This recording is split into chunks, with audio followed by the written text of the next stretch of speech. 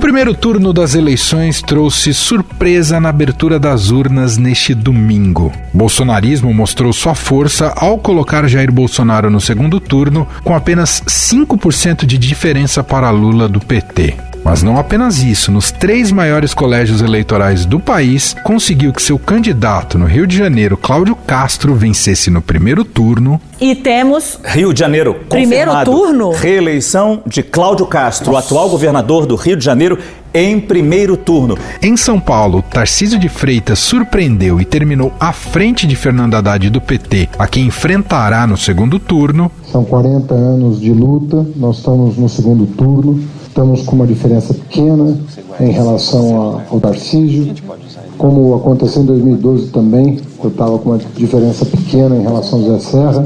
Temos toda a condição de fazer uma bela campanha. E em Minas Gerais, Romeu Zema, mesmo sem apoiar Bolsonaro, mas que é alinhado com o atual presidente, também venceu no primeiro turno. Zema reeleito governador de Minas Gerais no primeiro turno. Romeu Zema, empresário do Novo, reeleito, entrou para a política em 2018, quando foi eleito para comandar o Palácio Tiradentes pela primeira vez. Ele conseguiu a reeleição, não deu para o Calil, não é mesmo, colando em Lula. Além disso, Jair Bolsonaro conseguiu eleger seus apoiadores para o Senado. No Rio de Janeiro, Romário foi reeleito. Em São Paulo, o astronauta Marcos Pontes ultrapassou Márcio França e no Distrito Federal, Damares Alves levou a cadeira. O Senado está sendo pintado pelas cores do bolsonarismo, né? Mato Grosso do Sul com Tereza Cristina, Distrito Federal com Damares, Distrito Federal com Damares, Paraná com Sérgio Moro, que virou bolsonarista novamente agora na campanha, e Magno Malta de volta ao Senado, pelo Espírito Santo. No Legislativo Federal e estaduais, a tendência é um aumento de deputados alinhados ao bolsonarismo. Para o PT, restou os estados do Nordeste e a esperança de Lula em ir para o segundo turno à frente de Bolsonaro. Nada acontece por acaso. Durante toda essa campanha, a gente teve na frente nas pesquisas da opinião pública de todos os institutos, mesmo aqueles que não queriam que a gente ganhasse, colocavam a gente em primeiro lugar. E quero dizer para vocês que nós vamos ganhar essas eleições. É apenas uma...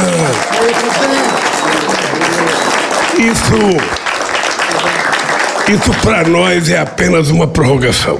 O segundo turno das eleições de 2022 ocorre no dia 30 de outubro. E para analisar o resultado dessas eleições surpreendentes, nós vamos conversar com Luiz Bueno, professor de filosofia da FAAP e coordenador do Núcleo de Filosofia Política do Laboratório de Política, Comportamento e Mídia da PUC São Paulo, e com Tatiana Chicarino, cientista política, professora de pós-graduação da Fundação Escola de Sociologia e Política de São Paulo. Olá, Tatiana, seja muito bem-vinda. Olá, Emanuel, muito obrigada pelo convite. Olá, professor, tudo bem? Seja bem-vindo também. Obrigado, Manuel, prazer estar aqui mais uma vez. A gente está gravando aqui depois do fechamento da apuração dos votos, né? Já quase avançando a madrugada desta segunda-feira, e vamos ter aqui um panorama, né? São muitos dados, muitas realidades, mas vamos olhar especialmente aqui para a disputa presidencial. Teremos segundo turno, né, o confronto entre Lula e Bolsonaro. Lula venceu o primeiro turno das eleições, ficou com 48% dos votos. Bolsonaro em segundo, candidato à reeleição, com 43%. Só para dar os outros números, né, dos 4 primeiros, Simone Tebet fechou com 4,16%, e o Ciro Gomes na quarta posição com 3% dos votos neste primeiro turno. Bom, primeiro eu quero perguntar para vocês: se surpreende o resultado das eleições diante do que vínhamos acompanhando das pesquisas de intenção de voto? Sei que isso vai pautar muito esse início de segundo turno, mas se surpreendeu vocês também? Começando por você, Tatiana. Bom, acho que certamente surpreendeu a todos, né, que estão acompanhando as pesquisas de intenção de voto. Então, ainda que no Lula a gente não teve uma grande alteração, né, então as pesquisas acertaram, entre aspas. E por que eu estou dizendo entre aspas? Porque pesquisa é sobre tendência, percepção do eleitor naquele momento. Pesquisa eleitoral não é sobre acertar o resultado da urna, né, porque daí as pessoas começam a questionar a credibilidade, a confiança nos institutos de pesquisa.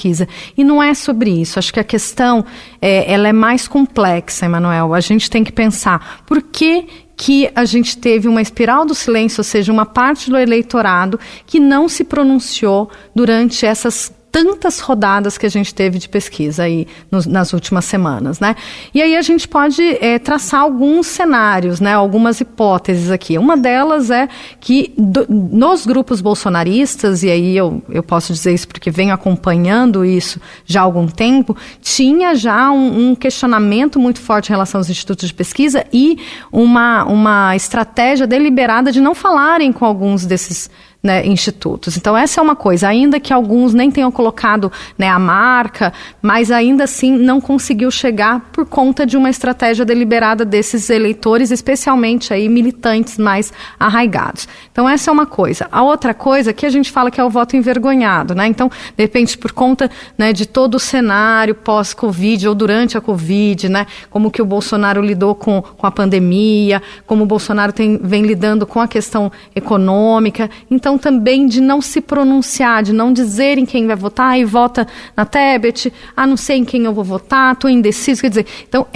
esse silêncio, né, a espiral do silêncio é isso, esse silêncio que não foi captado. Agora, como é que os institutos de pesquisa vão lidar com isso nas próximas semanas? A ver, né, acho que tem que pensar em algumas técnicas de pesquisa qualitativa, sempre melhorar, né, essa tentativa de captar essa tendência do eleitorado, mas agora a gente tem um segundo turno e esse eleitorado já foi então revelado, né? Este potencial do bolsonarismo foi revelado pelos resultados aí do primeiro turno. E a gente viu, de certa maneira, algo que a gente já tem, acho que a gente até conversou uma vez, né, Manuel? O primeiro turno, que é uma antecipação do segundo turno. Sim. E os números mostram bem isso, né? Claramente. Professor, a gente, quando eu digo a gente, imprensa, até com base nos institutos de pesquisa, a força do bolsonarismo foi subestimada ou o antipetismo apareceu? Olha, realmente assim, acho que o dado que mais chama a atenção é a amplitude desse movimento, que não foi entendido, talvez nem pelos partidos, e a gente está falando agora que inclusive os próprios, né, institutos de pesquisa ainda não têm mecanismos precisos, né, para conseguir identificar isso, e isso aparece não só... assim, os números, a gente pode dizer que eles não estão tão distantes daquilo que as tendências indicavam. Então, por exemplo, o ex-presidente Lula, os números são muito próximos das preferências que os institutos indicavam. Talvez o que surpreenda realmente é essa parcela, né, que a gente não tinha captado no eleitorado do presidente Bolsonaro. E, por exemplo, na Simone Tebet, os números estão muito próximos também do que os institutos conseguiram, né, identificar. Então, assim, tem um comportamento que mais ou menos foi percebido, mas essa parcela nova, eu tenho a impressão que o Brasil ainda não entendeu como lidar com ela, que é essa parcela de uma direita que tem um discurso que vem se radicalizando, mas ele consegue capitalizar, ele consegue mobilizar uma parte, né, significativa da população brasileira. E é importante a gente notar que isso aparece não apenas na candidatura majoritária, que é do presidente, né, mas ela aparece também na composição que o Congresso vai ter daqui para frente. Ou seja, essa mesma relação aparece em candidatos que têm esse mesmo discurso, que têm esse mesmo posicionamento, né, e foram consagrados com voto, ou seja, são deputados, são senadores, são governadores que conseguiram capitalizar isso, que se associaram à imagem do presidente Bolsonaro, e a população se identificou com essa mensagem. Eu acho que é isso que todos nós, né, que temos que entender exatamente o que esse substrato, né, assim, da população brasileira está indicando, para onde o Brasil está caminhando, e o que provocou essa reação tão assim, não diria radical, né, mas surpreendente da população brasileira, né? Porque parece que a gente não tinha isso alguns anos atrás, agora apareceu. Não é bem isso, né? É um movimento que a gente não conseguiu perceber aí nesse substrato da população, que agora está aparecendo, né? Como a professora disse muito bem, o que estava oculto agora apareceu nos números, né? Assim, esse voto silencioso ou esse voto envergonhado agora não é mais, né? Já está aí. Mas assim, a gente realmente precisa reler a constituição, né, das preferências do Brasil, o que as ideologias estão fazendo, o que essa comunicação midiática, especialmente nas mídias digitais, tem conseguido fazer, né, de criar bolhas de opinião que se transformam em grandes eleitorados. A gente vai precisar refletir muito, né, sobre esse Brasil que emergiu agora desse primeiro turno das eleições, Emanuel. Tatiana, como é que você imagina que será a dinâmica da disputa a partir de agora? Lembrando que temos um segundo turno maior do que tradicionalmente é, com 4 semanas, e a gente observa uma diferença de um pouco mais de 6 milhões de votos entre o Lula e o Bolsonaro, não é pouco. Só que os dois juntos, já nesse primeiro turno, representaram 90% dos votos válidos. Ou seja, tem pouco para disputar ali, pensando em Ciro e Tebet. Claro que é significativo, mas não é lá um grande contingente. Como é que vai ser essa dinâmica dessas disputas por esses, parecem poucos milhões de votos, mas é o que vai definir a eleição? Não, é exatamente isso. Eles vão precisar manter os que já têm, né? Então isso é fundamental. E como que mantém? Né, o Lula tem algumas estratégias e o Bolsonaro outras, né?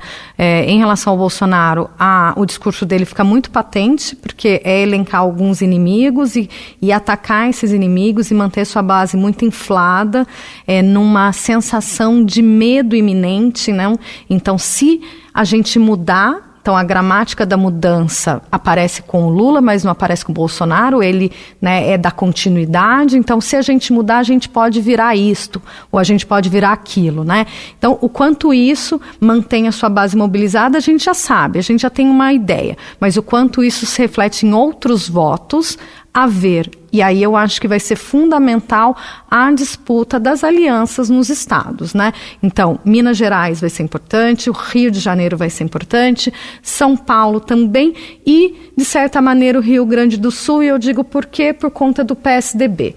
Né, e aí também a eleição aqui no estado de São Paulo, talvez vamos ver se o que eu estou dizendo vai ser, a realidade vai demonstrar isso, mas a ver, né, se o papel do PSDB vai ser importante, né, nisso, né, nas disputas nos estados, e aí outros partidos como o MDB e Cidadania, que aí estão junto com a Tebet.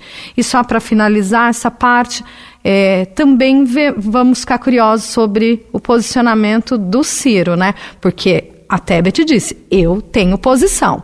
E o Ciro não apresentou isso exatamente. Então, é uma eleição de tomar posições. A gente sabe disso, a gente que está acompanhando a eleição, né, Emanuel, já há algum tempo, a gente já tem visto isso. É de tomar posições. E aí, como é que ele vai ficar? Essa terceira via que não existiu, quer dizer, se falou muito, mas não existiu, o resultado das urnas deixa claro, professor, mas ao mesmo tempo a gente observa uma Tebet que sai maior e um Ciro, não sei se eu estou exagerando, mas sai muito menor, não sei se o senhor concorda. Não está exagerando não, Emanuel, é isso mesmo. Assim, os números do Ciro em relação à eleição anterior são assim, são decepcionantes demais, né? Assim, veja, ele sai com um pouco mais de 3% dos votos. É um derretimento muito forte, muito intenso, né, da figura dele e de quem ele consegue arregimentar, né, como eleitores. Mas também, assim, esse outro aspecto, se a terceira via ainda era apenas uma possibilidade, talvez a Tebet mostrou que ela é viável. É claro que precisaria de partidos investindo nisso e entendendo que essa seria uma alternativa real ao que está aí. Não apenas uma alternativa para cobrir um espaço, né, assim, precisa ter porque aí depois nós compomos, né? Não, ela mostrou que é possível ter um discurso que é diferente dos dois e numa estratégia diferente do Ciro. Né? O Ciro não conseguiu ter um posicionamento que mostrasse, olha, eu sou diferente dos dois, eu consigo encaminhar aqui alguma proposta mais concreta, ou seja, viável. E a Tebet então sai desse processo agora de campanha num caminho inverso do Ciro. Enquanto o Ciro derrete como uma figura importante, né? Claro que ele não desaparece, ele tem uma importância ainda, né? Mas ela é muito menor do que ele tinha.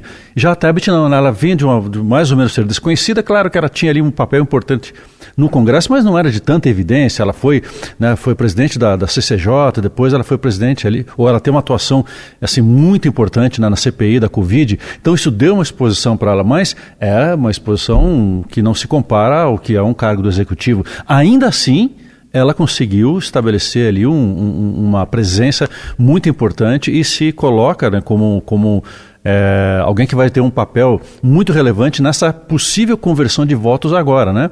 Porque o segundo turno agora, como você estava muito bem apontando, é uma disputa de pequenos percentuais de votos, que a maioria, a grande massa dos eleitores, votou nas duas principais candidaturas. Então, o que sobra agora para disputar de votos é pequeno e é essa diferença que vai dizer praticamente quem vai ser o eleito no segundo turno, né? Então, aí nós vamos ver, por exemplo, né, essa capacidade que o ex-presidente Lula tem de montar essas articulações, se ele vai conseguir trazer para o seu lado. Tebet é muito provável que sim, né, que ela esteja ao lado de Lula, mas o Ciro e o PDT, né, como é que eles vão se posicionar, se ele vai conseguir trazer esse eleitorado do Ciro para junto, né? O Lula tem demonstrado, e não é de agora, essa capacidade de articulação, né? Desde as suas duas presidências, essa foi a grande força dele, né, de conseguir regimentar aliados. Mais uma vez ele mostrou que é possível. É claro que as condições são muito diferentes agora, né? Ele tem partidos que não tinham essa força, nem existiu na época, né? Não tinha essa força que tem agora. Ele terá que lidar com esses partidos, mas muito provavelmente uma boa parcela dessa campanha agora de segundo turno vai ser em cima dessa capacidade de articulação, né, para trazer aqueles votos que faltam para fechar uma possível vitória na próxima eleição, né, no próximo turno. Professor, o quanto esse resultado e o desempenho do presidente Jair Bolsonaro é explicado pelo desempenho dele em São Paulo, onde ele vence e a gente observa o candidato dele, Tarcísio de Freitas, superando Fernando Haddad no primeiro turno, que é algo muito discrepante do que acompanhávamos sobre as intenções de voto, lembrando que São Paulo é o maior colégio eleitoral do país, né? Não, e o senador também, né? E fez o senador. Fez o senador também. Então, o que a gente tem observado já desde a eleição de 2018 é que quando a campanha está nas redes, há uma vinculação entre as candidaturas. Então, dificilmente você vê no bolsonarismo coisas como a gente viu em Minas Gerais. É o voto no Lula e o voto no Zema. São votos muito articulados, muito casados, né? Então, até, né, existem pesquisas apontando isso no voto no Witzel, que ninguém sabia que era Witzel, que não estava aparecendo nas pesquisas e foi eleito, né, como governador no Rio de Janeiro em 2018. Então, essa é uma estratégia muito forte do bolsonarismo, quer dizer, vincular todas as candidaturas. Então, a pessoa vai lá e vota no bloco, entendeu? Então, isso pode ter sido a força dele aqui em São Paulo e, né, a derrota do Márcio França, que vinha pontuando bem nas pesquisas, mas pesquisa para Senado é sempre muito difícil, e o Tarcísio também. Então a pessoa vota em todo mundo. Isso também mostra a força, né, de deputados federais ligados ao bolsonarismo. Então acho que essa é uma questão muito importante e que os outros partidos eles precisam realmente rever, né? O bolsonarismo, o professor falou, isso é importantíssimo, ele atua muito nas redes, também nas ruas, não é só nas redes, claro, mas eles atuam muito nas redes, formando câmaras de eco, bolhas, e isso tem uma repercussão, quer dizer, são eleitorados ali muito fortes, né, que têm uma capacidade de convencimento e de manutenção daquela intenção de voto também muito forte. A outra coisa é a conversão, eles buscam converter votos, né, o quanto a militância do outro lado, né, do Lula, vai conseguir mobilizar essa conversão de votos. A ver, né? Claro, o PT é um partido grande, um partido capilarizado, que tem muito histórico nisso, mas, né, o bolsonarismo tem isso que é muito forte, que muitas pessoas deixaram de lado, né? Mas não, o Bolsonaro está fraco, as pesquisas de popularidade dele mostram que ele está mal, enfim, e um pouco, né, não reconhecendo a força e a capilaridade desse fenômeno, que não é um fenômeno que se institucionalizou, né, em partidos políticos, exatamente, né, no Congresso, mas que tem uma forte presença, né, como movimento, como, né, parte aí da sociedade. Isso é algo que a campanha, né, do Lula, no caso, também vai ficar de olho, certamente. A gente já viu uma campanha de primeiro turno, professor, pouco pautada pelo que ambos pensam para o país nos próximos 4 anos, né, pelo caráter programático de uma campanha. Mesmo o ex-presidente Lula, muito mais falando do seu passado do que apontando o que pensa para os próximos 4 anos. a gente tem que nutrir alguma esperança de que o debate nessas próximas 4 semanas vai levar ao nível, ou vamos piorar até a questão da violência política e violência retórica, buscando até aumentar a rejeição de ambos os lados? Então o jogo de rejeição ele ainda é muito forte, Manuel. Eu confesso que eu sou um pouco pessimista com relação à expectativa de debates propositivos. Sabe por quê? Não é nem que isso não fosse bom para o país, mas comunicacionalmente não funciona. O eleitorado, às vezes eu brinco, né, assim, me imaginando uma campanha onde os dois candidatos, vamos falar de proposta, aí vamos abrir um Excel aqui, certo? E vamos ver os números, certo? Falando de que investe em educação, tira daqui de infraestrutura e coloca aqui. Não, mas você está errado. E se eu colocar... Não, quem é que vai passar 2 horas ouvindo um debate, não é? Então, assim, não é que não seja importante, mas em termos de comunicação não funciona. Então, aí, assim, nós temos uma coisa que é uma leitura também interessante, que é assim, veja, que é uma diferença bastante importante entre esses 2 grupos que agora vão entrar, né, em confronto no segundo turno. A campanha do Lula está estruturada a partir de um partido e de uma aliança de partidos. E isso é a força, mas também é a fraqueza desse movimento, porque você não tem um discurso unificado, você não tem a possibilidade de você, naquele arco de alianças, o que, assim, não é que isso seja bom que você tenha um grande polo, mas no jeito que o Brasil está funcionando nesse momento, vamos dizer assim, o grupo que está pleiteando ganhar a presidência, eles são vários discursos associados.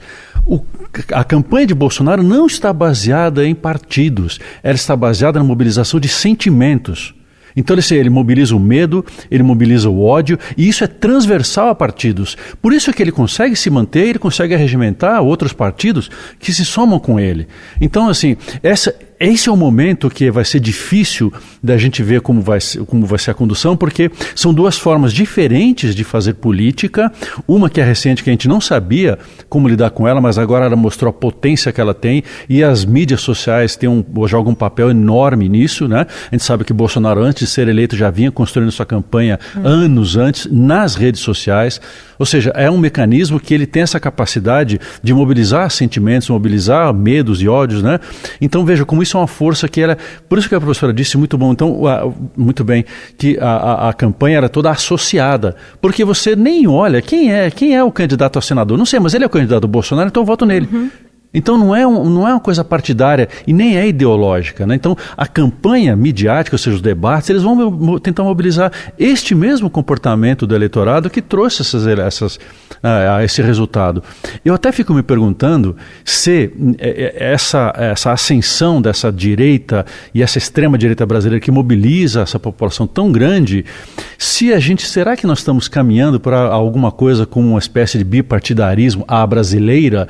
Porque veja, para enfrentar uma campanha tão mobilizadora de sentimentos como é do presidente Bolsonaro e todo o seu grupo, se você for trabalhar da forma antiga, os resultados talvez sejam decepcionantes. Então, talvez a composição, por isso que agora há pouco a gente estava olhando a composição do Congresso, que vai emergir aí, né? Se eles ficarem naquela forma de articulação antiga divididos, a direita vai atropelar essa oposição. Porque imagina se ainda se houver a fusão de mais um partido, né? Assim, já temos 2 que se fundiram, formaram a União Brasil. Havia uma articulação, umas negociações para formar um terceiro, né?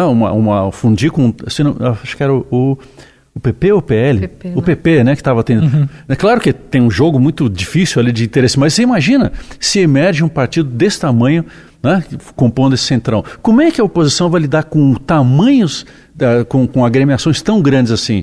A estratégia de comunicação, a estratégia de mobilização do eleitorado talvez tenha que mudar. E eu não estou comemorando isso, não, mas é você observar uma realidade que está diante de nós aqui, né? Só para a gente fechar as últimas 2 perguntas, eu vou pegar o gancho aqui do professor, que é muito bom. E a gente conversava sobre o PSDB. É o fim da direita moderada no Brasil? Direita, centro-direita, direita moderada perdeu muito, né, Emanuel? Então vão ter que se reconstruir mesmo. E eu acho que você pode depois me cobrar, hein, se eu votar certo ou não.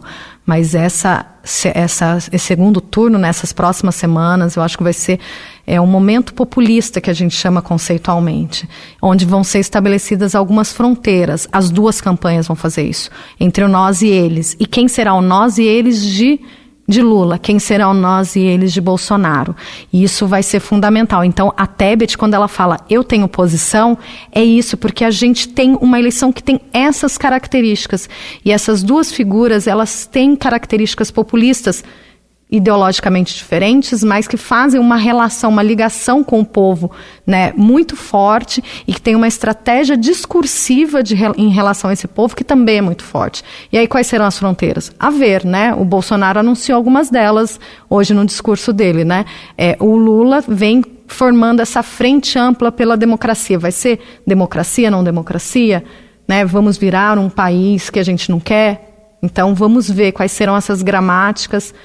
Mas eu acho que teremos muito isso, esse momento populista muito forte nessa eleição. E aí os partidos, eles não têm lugar muito. E a gestão, a planilha do Excel, ninguém tá falando sobre isso. Não é sobre programa de governo, é sobre visão de mundo, é o que queremos. Queremos isso ou queremos aquilo, né? Então, eu acho que vai ser mais por essa linha. E para fechar com você, professor, já que a gente quase não falou de eleição dos governadores, mas se a gente olhar um raio-x, eu sei que o Brasil é muito grande, né? Talvez não seja injusto tentar ter um olhar tão amplo para o país inteiro, porque tem características regionais. Mas é um Brasil conservador quando você olha o resultado das eleições nos governos? Isso é algo que vem aparecendo já em eleições anteriores, em movimentos anteriores, né, que assim, havia se você me permite a expressão, uma espécie de cegueira, especialmente da esquerda e centro-esquerda brasileira, a esse Brasil conservador. E veja que, assim, inclusive a dificuldade que pesquisadores indicam da esquerda, especialmente do PT, de lidar com uma parcela conservadora no Brasil, que é a parcela religiosa. A dificuldade que, por exemplo, o PT tem de dialogar com o segmento evangélico. Então, isso é um eleitorado que veio crescendo e quem soube capitalizar em cima desse eleitorado foi a direita, né? Porque ela tinha a linguagem, explorou, né, essa linguagem religiosa, trouxe a religião para dentro das campanhas e, assim, de novo, não é algo que necessariamente comemore, né? Ao contrário, assim, mas é um eleitorado que talvez, o que a professora disse agora há pouco sobre o voto silencioso, essa direita estava silenciosa há muito tempo, né? Ela assim, desde a eleição de Lula, que a direita vem sendo meio que amaldiçoada no Brasil. Você ser de direita no Brasil era quase uma peste de você ser uma péssima pessoa. E quem acabou capitalizando em cima disso foi uma extrema-direita que não teve vergonha de falar que era direita, mas para isso foi para um discurso radical. Né? Mas ainda com esse discurso radical, com essa ideia de visão de mundo que a professora falou, que eles conseguiram mobilizar toda essa parcela que estava no voto silencioso ou voto envergonhado, essa parcela toda começa a vir à tona. Então ela compõe o eleitorado brasileiro. Né? O eleitorado brasileiro tem uma parcela significativa que se identifica com a esquerda, mas tem agora claramente, né, uma parcela que se identifica com a direita.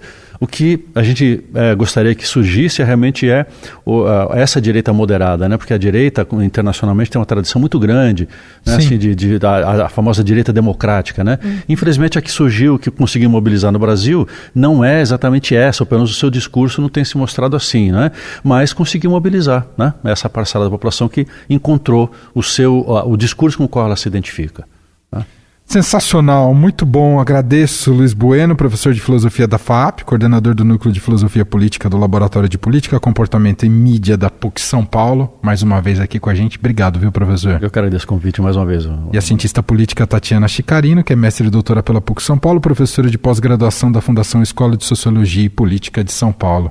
Muito obrigado, professora. Muito obrigada, Emanuel. Tamo junto. E este foi o Estadão Notícias de hoje, segunda-feira, dia 3 de outubro de 2022. A apresentação foi minha, Emanuel Bonfim. Na produção, edição e roteiro, Gustavo Lopes, Jefferson Perleberg e Gabriela Forte. A montagem é de Vitor Reis. Escreva pra gente no e-mail podcast@estadão.com. Um abraço pra você, uma ótima semana e até mais.